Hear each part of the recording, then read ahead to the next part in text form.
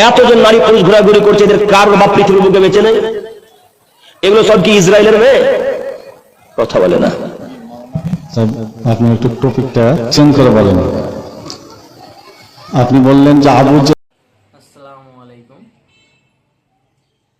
আজকে বক্তব্য হচ্ছে যে এখনকার জালসা, বিরাট ধর্মীয় জালসা যে নামগুলো দিচ্ছে, এতে মনে হচ্ছে যে এটাকে বিরাট ধর্মীয় জালসা না বলে বিরাট ধর্মীয় মেলা বলাটাই মানে উচিত।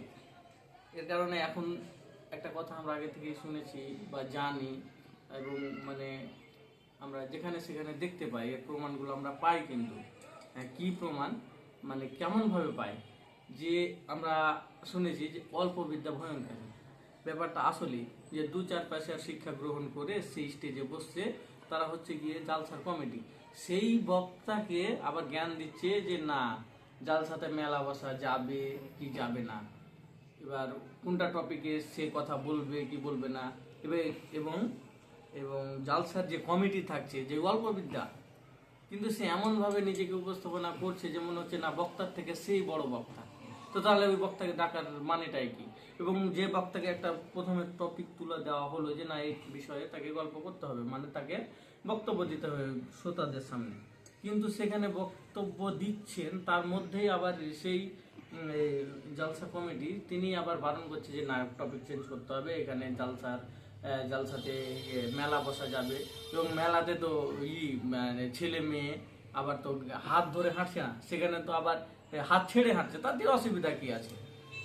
মানে এই ধরনের যে সব মানে নিজের মন মতো যে ফতুয়া দিচ্ছে, এবার যখন আপনি যে ওই জালসা কমিটি যখন নিজের মন মতো ফতুয়া যখনই দিবে, তাহলে বক্তাকে মানে ডেকে এনে তো অপমান করার কি দরকার আছে? সে নিজেই তো দিতে পারতো।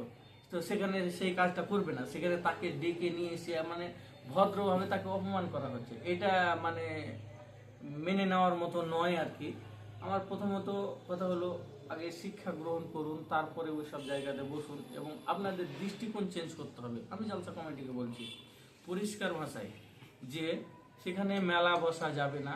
কেন, বক্তারা যেটা বলছে, আরো অনেক অনেক আমি প্রমাণ আমি দেবো আপনাদেরকে, যে যেখানে অনেক মুরব্বীরাই বলেছে যে কোনো মানে জালসাতে মেলা বসা যাবে না। কেন, মেলাতে অনেক অশ্লীল কাজ হয়, সেখানে অনেক ছেলে মেয়ে ঘোরাঘুরি করে, সেখানে এটা ইসলাম দৃষ্টিকোণ থেকে একদমই জায়েজ নয়।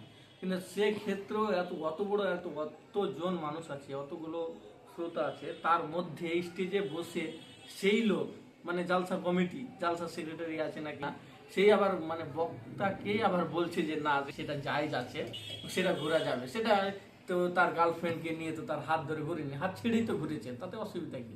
এইসব জিনিসগুলো একদম মানায় না। এখানে আমাদের মানে যুব সমাজকে অ্যাকচুয়ালি আমরাকে মানে ভালোভাবে জিনিসগুলো দেখতে হবে, এবং আমাদেরকেই শক্তভাবে দাঁড়াতে হবে। আমি সেটাই আশা করব, এবং সব জায়গাতে আমি চাইবো যে জালসা বর্জন করতে হবে। এবং আমরা কি সভা করছি, তো আমরা জালসা মানে কি? জালসা মানে হচ্ছে সভা, যেখানে ইসলামিক কথাবার্তা হবে, সেখানে মানুষকে জ্ঞান দেওয়া হবে, সেখানে হেদায়েত দেওয়া হবে, মানে হেদায়েতের কথা বলা হবে, মানুষ যাতে নামাজের দিকে আকৃষ্ট হয়, আল্লাহকে ভয় করে, এই সব জিনিস নিয়ে মানে জালসা করা। সেখানে মেলা কেন বলবে? তাহলে ওটা আমি বিরাট ধর্মীয় জলসা না বলে বিরাট ধর্মীয় আমি মেলাও তো বলতে পারি। মেলা লিখবে ওখানে ইস্তাহারে, কি দরকার ছিল ওখানে জালসা বলার? আমি জিনিসটা বুঝলাম না।